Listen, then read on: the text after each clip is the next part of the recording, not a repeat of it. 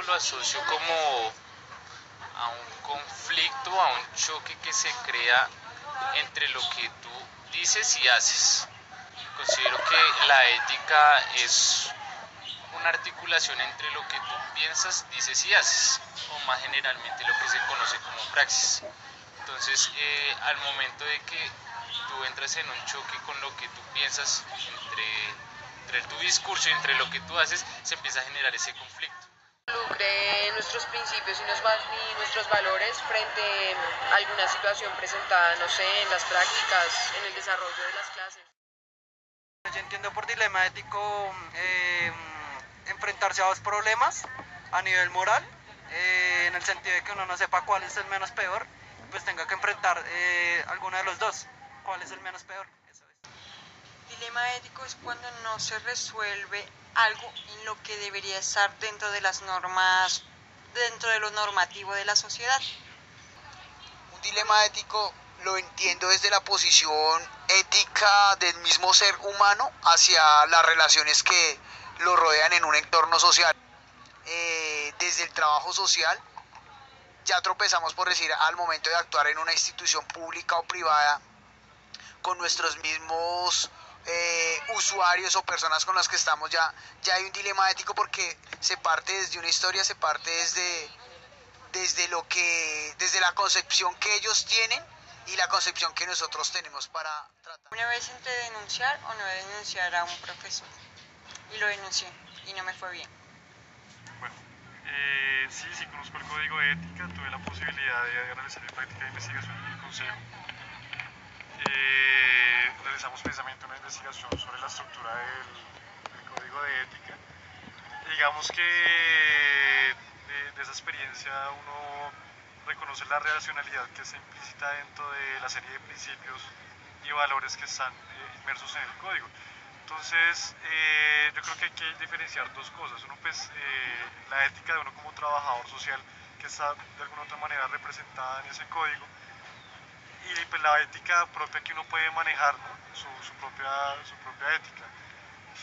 Digamos que desde mi experiencia, o sea, no considero que muchos de esos planteamientos lo lleven a uno a resolver sus dilemas, porque por el contrario considero que lleva a profundizarlos un poco más.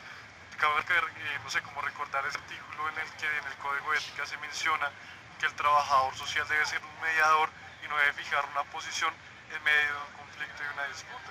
Entonces ya eso entra en una contraposición directa en muchos de los planteamientos del código mismo, referente a la justicia, a la igualdad, al carácter que toma ahí el tema de los derechos humanos.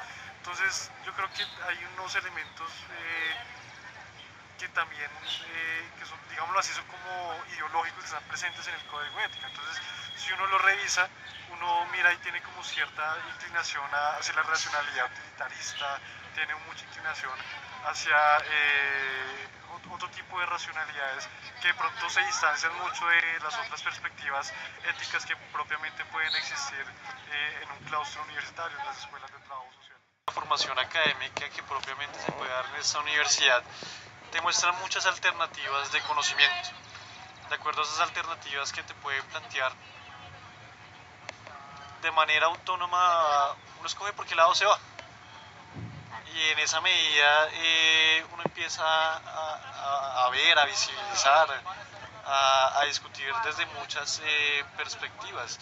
Y en medio de esa tensión y en medio de esa contradicción de los planteamientos que se pueden asumir en una o en otra clase, yo creo que uno sí puede formar un carácter ético-político. Entonces, esa cantidad de contenidos sí te pueden llevar a generar ese tipo de reflexiones.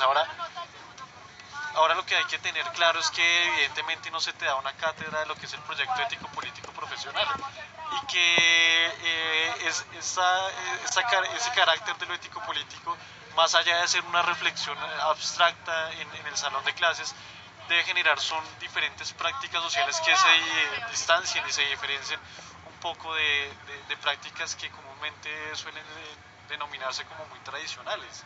Entonces, espacios de reflexión yo creo que existen, o sea, es el estudiante quien propone sus propios espacios de reflexión, pero yo creo que sí deberían existir de pronto espacios más amplios para generar discusiones un poco más abiertas, con menos sesgos, que permitan de pronto abordar nuevas realidades, que permitan de pronto actualizar un poco más las discusiones. Entonces yo creo que existen esos espacios, pero considero que deberían construirse espacios más amplios.